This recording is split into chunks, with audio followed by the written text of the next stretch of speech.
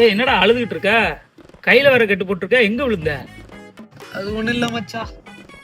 காலையில பொங்க பரிசு கொடுக்கலாம்னு சொல்லிட்டு ரேஷன் கடையில போய் வாங்கலாம்னு சொல்லிட்டு ரேஷன் கார்டெல்லாம் எடுத்துட்டு வீட்டு வாசல்தான் தாண்டினேன். அம்மா அங்க வாடான்னு கூப்பிட்டுச்சு. சரி ஏதோ சொல்ல போகுதேன்னு நினைச்சு நானும் போனேன்.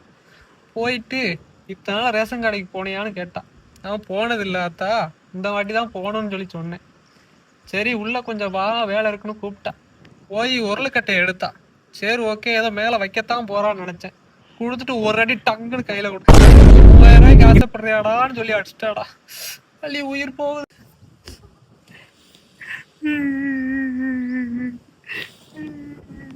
பாத்தியா மச்சான், என் கஷ்டத்தை பார்த்து உனக்கே அழுக வருது. ஏன் எனக்கு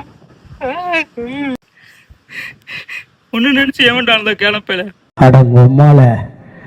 உன் நிலைமையோட என் நிலைமை ரொம்ப மோசம் தெரியுமா? அப்படி என்னடா ஆச்சு சொல்லு மச்சி. உனக்கு அது பரவாயில்ல மச்சான், உன் கையோட போச்சு. நான் எங்கள் ஆயாவுக்கு எப்போதுமே நான் தான் ரேஷன் கடையில் எல்லாமே வாங்கி கொடுப்பேன். அதே மாதிரி இன்றைக்கும் போய் பொங்க பரிசு வாங்கலான்னு சொல்லி எங்கள் ஆயாவை கூப்பிட்டேன். அப்போ கூப்பிட்றப்ப வாடா சாப்பிட்டுட்டு போகலாம் அப்படின்னு சொல்லி எங்கள் ஆயா உள்ளே கூப்பிட்டுச்சு. நானும் உள்ளே போனேன். கடைசியில் சோறு எல்லாம் எடுத்து வச்சுட்டு சோளத்துக்கு விற்கிற மருந்து இருக்கு பற்றி அந்த மருந்து எடுத்து அதில் கலக்கி வச்சு, இன்றைக்கி நீ ரேஷன் கடை பக்கத்தில் வந்தேன்னா உனக்கு அவ்வளோதான், மருந்தை கலக்கி கொடுத்துட்டு செத்துருவேன் அப்படின்னு சொல்லுது. பண்ணிட்டேன். உடனே தப்பிச்சான் பொழைச்சான்னு சொல்லிட்டு இங்கே ஓடியாந்துட்டேன் மச்சான். இங்கே வந்து பார்த்தா நீ இப்படி இருக்க. 3000 ரூபாய்க்காண்டி உசுரோட போயிட்டியே மச்சான். இதுக்கு நான் எவ்வளவோ பரவாயில்லையே. நம்ம நிலைமை ஏன்டா இப்படி இருக்கு? ஆமாம் மச்சான், நமக்கு மட்டும் ஏன்டா அப்படி நடக்குது?